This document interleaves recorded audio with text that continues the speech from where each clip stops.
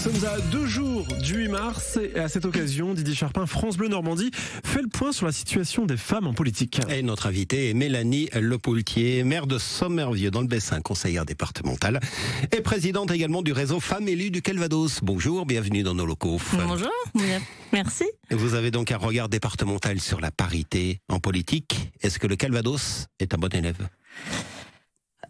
Disons qu'on a encore une marge de progrès, mais on est quand même mieux situé que d'autres départements. 113 femmes maires aujourd'hui sur un petit peu plus de 500 communes. Donc voilà, on voit la marge de progrès. Un calcul rapide, 20%. Voilà, 20% à peu près.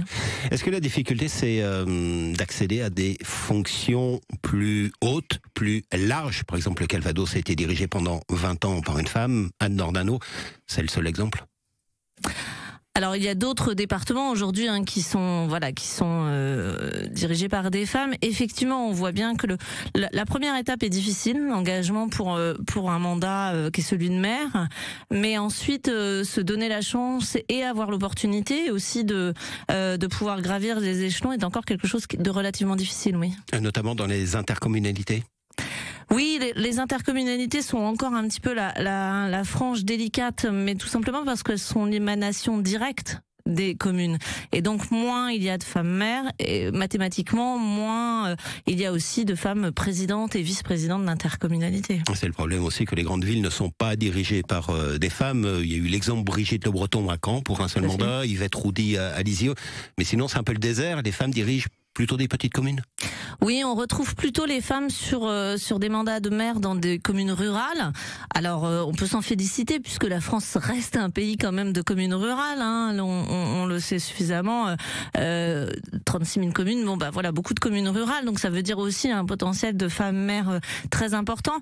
Mais il n'empêche qu'on sait, la réalité est telle aussi que les intercommunalités sont souvent présidées par les maires des communes les plus importantes de l'interco. Et donc, là aussi, mathématiquement, moins de femmes maires de grandes villes, et moins de femmes présidentes d'intercommunalité. Pour convaincre les femmes, est-ce qu'il y a un verrou mental à faire sauter, dans le sens les femmes n'ont pas assez confiance en elles pour se lancer ? Ah oui, ça c'est très vrai et reconnu partout. La première étape, c'est le moment où vous allez voir une femme pour la convaincre de s'engager, mais quel que soit le mandat. D'ailleurs, je pense que c'est exactement la même chose, de la conseillère municipale à la députée, à la sénatrice ou même la ministre. Suis-je légitime pour le faire ? La deuxième question étant, vais-je avoir le temps de le faire ? Et donc, je pense qu'il y a encore ces verrous à faire sauter pour montrer que oui, chacun a le potentiel pour y arriver, en étant accompagné, et c'est tout l'objectif du réseau qu'on a mis en place. En étant accompagné, justement, quelle forme d'accompagnement vous proposez ? Alors je pense que c'est du partage d'expérience. Moi je crois beaucoup aussi au fait de pouvoir donner des modèles, en fait, donner à voir celles qui ont réussi. Et lors de la journée des femmes élues vendredi au département, il s'agissait de montrer justement ces réussites. C'est Sonia de la Provoté en tant que sénatrice, c'est Catherine Gournay-Lecomte en tant que présidente du SDEC. Et quand on parle d'éclairage public, de travaux, en général les femmes ne sont pas plébiscitées.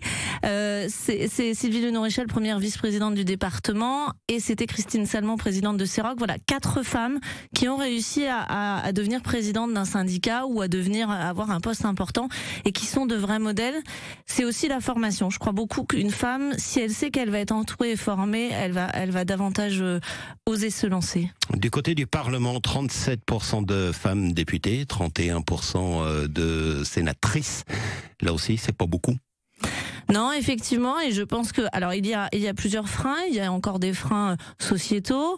Je pense qu'il y a ce fameux plafond de verre, encore une fois, il y a des partis qui jouent pas le jeu. LR, par exemple, a préféré payer 1,8 million d'euros de pénalité plutôt que de respecter la loi. Alors exactement, je pense que au-delà du plafond de verre, au-delà du temps, au-delà des engagements, il y a aussi toute la frange partie politique qui est extrêmement importante, puisqu'on sait très bien que même s'ils ont des obligations et qu'ils vont choisir de mettre des candidates sur certaines circonscriptions, reste à savoir sur quelles circonscriptions elles sont placées.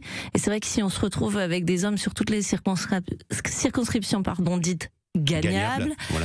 Et bien forcément à l'arrivée le déficit il est là. Encore beaucoup à faire, c'est ce que vous nous dites ce matin. Mélanie Lepoultier, maire de Sommervieux, conseillère départementale dans le Calvados, et donc présidente de ce réseau Femmes élues de Calvados. Merci, bonne journée. Merci à vous. Merci de notre invité à retrouver bien sûr en podcast sur francebleu.fr.